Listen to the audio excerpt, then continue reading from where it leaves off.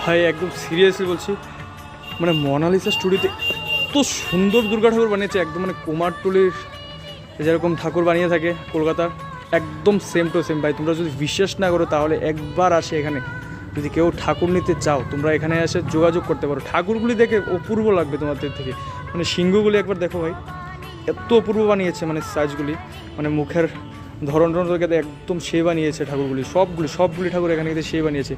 পিছের যে ঠাকুরটা একটা প্রত্যেকটা বছর কিন্তু সে লেভেলের একটি বানিয়ে থাকি, এবছরও কিন্তু 2026 সালে একদম সে লেভেলের বানিয়েছে।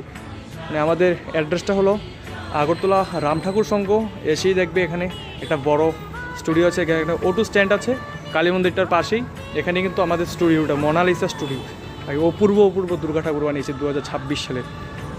একবার এসে খালি দেখে যাও ঠাকুরগুলি, যদি কেউ লাগে তাহলে কন্ট্যাক্ট করতে পারো এখানে এসে, উনি এখানে সবসময় থাকে, উনির সঙ্গে কথা বলে তোমরা যদি নিতে চাও তাহলে নিতে পারবে। অপূর্ব ঠাকুর বানিয়েছে ভাই। আমি আগরতলা শহরে এই স্টুডিওটাতেই দেখেছি, মানে একদম কলকাতার যে ঠাকুরগুলি থাকে একদম সেম হয়েছে।